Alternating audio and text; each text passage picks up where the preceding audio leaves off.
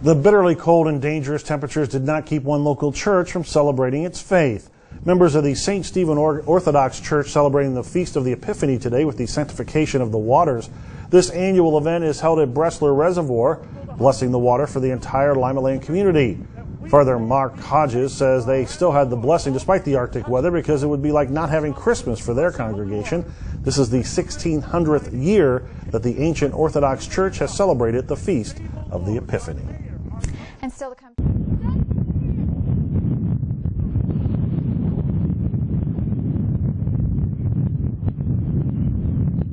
The hostile powers filled with angelic strength, that we may be sanctified. Grant, O Lord, all those who touch and anoint themselves with the blessed holy water, drink from it, finding sanctification, blessing, healing, and health. And save, O Lord, our mayor, our governor, our president, and all faithful rulers, with the Father and the Holy Spirit, now and ever, into ages of ages. Amen. Amen.